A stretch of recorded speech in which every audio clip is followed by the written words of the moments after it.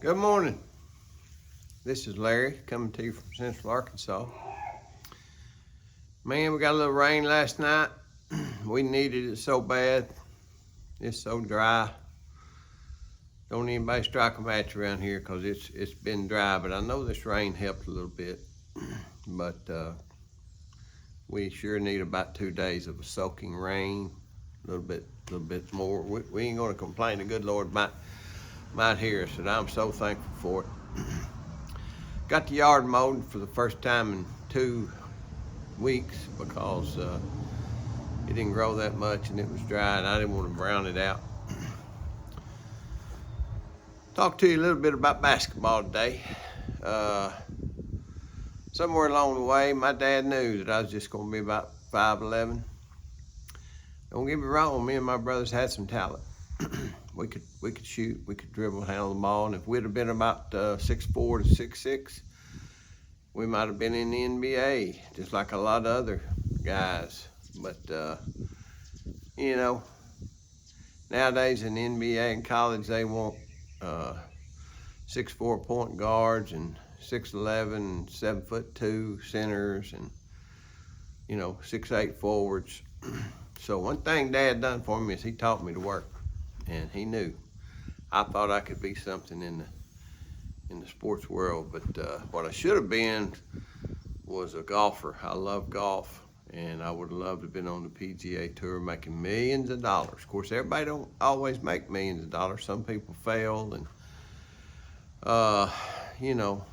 some people make a few million, but a lot of them making, prize money's going up now. And a lot of them have made, they a lot of them make close to $2 million or $2.5 million, depending on which tournament it is, for a single week, a single tournament, like the British Open or the US Open or something like that. But I would have loved to have been a professional golfer. I was going to talk a little bit about some basketball stories. One of the first things that happened to me, I played out in the yard, we bounced on the grass and we shot. Finally, my 8th grade year, come time for the season to almost start, and it was going to start on a Thursday night. Never forget it. And our church had a skating party on Monday night. And of course, my parents said, "Now you be careful, don't you fall and get hurt. You got a ball game on Thursday night." And I never dreamed I'd get hurt, but anyway, we're out there skating, kind of rowdy, playing chase, going as fast as we could. I'm an 8th grader, and some little old kid come out in front of me. I'm guessing, if memory serves me well, 3 years old, and I didn't want to hurt him. So I tried to go up on one leg and miss him, and I fell. I fell just like this with both hands forward on that concrete floor. It wasn't even wood.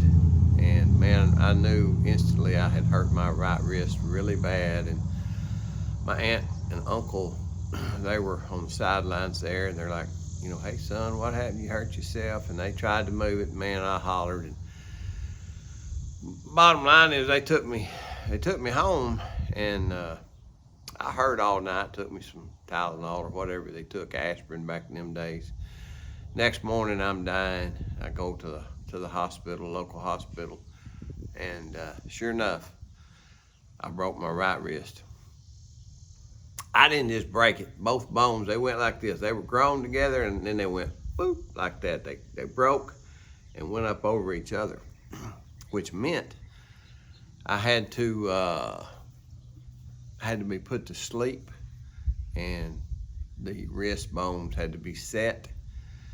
Of course, they put it in a cast for 6 weeks. Probably should have put it in there for longer. And you got to remember, here the basketball started on Thursday night without me. I was sitting on the bench with a cast on my arm, and I missed 6 weeks. And I'll never forget it. My wrist was sort of like up. It wasn't flat. It was up in that cast.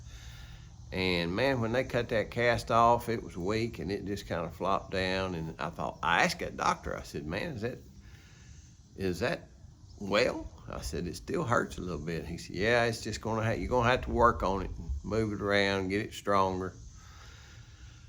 I said, can I play basketball? And they like, if you're careful. And bottom line is I wanted to play basketball. So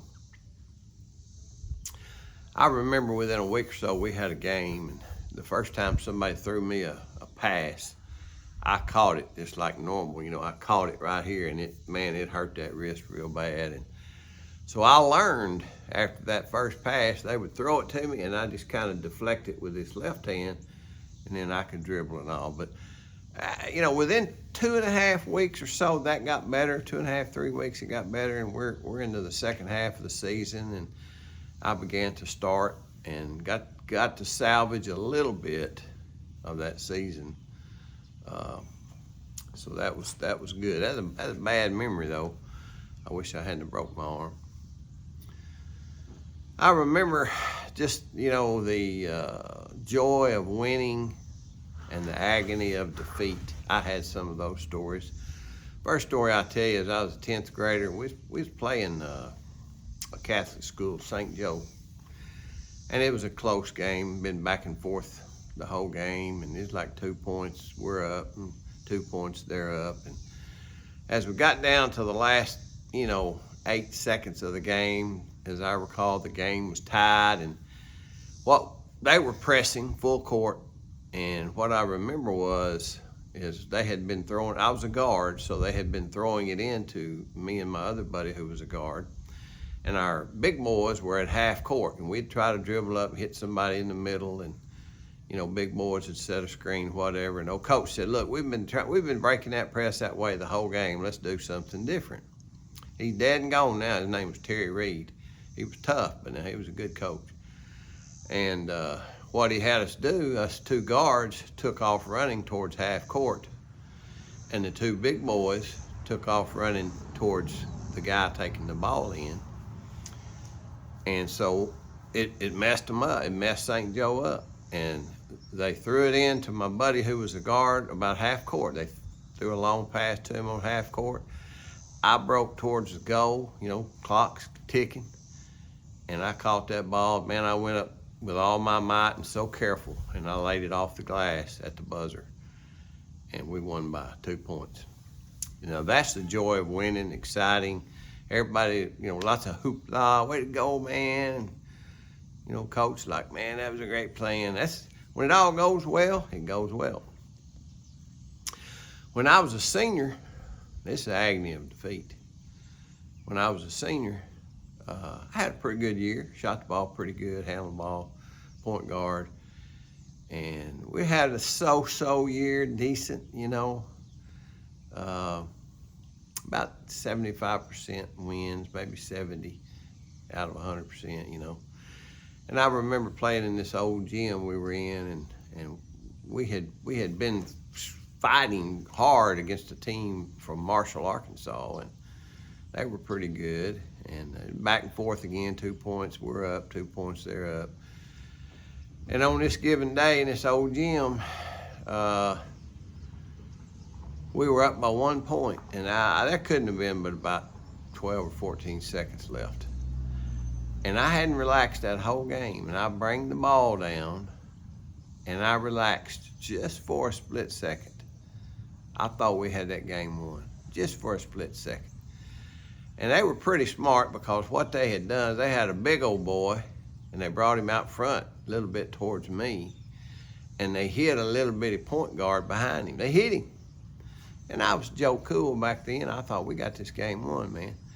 And I'm dribbling, and out of nowhere comes this little dude, and he steals that ball from me. We're 1 up, and I mean, the clock's ticking. He goes down and makes a layup. Our coach calls timeout. I don't know, there might have been 4 seconds left. And of course, the rest is history. They threw it into me, and I made a long heave at a shot about half court, and we lost. And let me tell you, that was the agony of defeat. I was not a happy camper, not proud of myself. But that's what sports does. Sports teaches you to learn to win, learn to lose. It teaches you, you know, teamwork, the thrill of victory and the agony of defeat. It teaches you all of that. And man, let me tell you, life is that way, you know. Anybody that's I'm about to be 66. Anybody lived any time at all, it ain't all a bed of roses. Just like my daddy used to say, the longer I live, the smarter daddy gets, the smarter mama gets. But it's not a bed of roses, you know. You have highs and lows, and you have things that like, oh, I got a new job and I got a raise, and maybe you bought a good used truck and everything's good, and then, you know, you do that for 2 or 3 years and something happened. Maybe they, you know, shipped a manufacturing job to Mexico and you lost your job, and now you got 2 kids. But you know what? You endure, you fight on, and you strive to make it. I shared some of that because some of that's kind of what happened to me, but I won't go into all that. But I've lost jobs and I've gotten jobs and raised a family somehow, made it. But I hope if you get anything out of this today, like, share, and subscribe. Hope y'all are having a good day.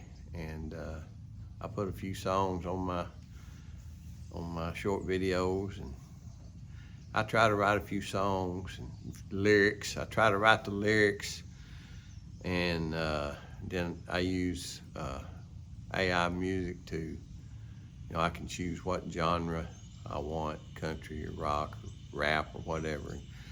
I let the app put the music to it, but it's fun hobby. But again, I hope y'all are doing well, man. I can't wait for October when that first cold front comes and I gotta put me a sweatshirt on because I'm cold. I ain't ready for winter, but I'm dang sure ready for summer to be gone. Y'all have a good day. Take care. See you next time.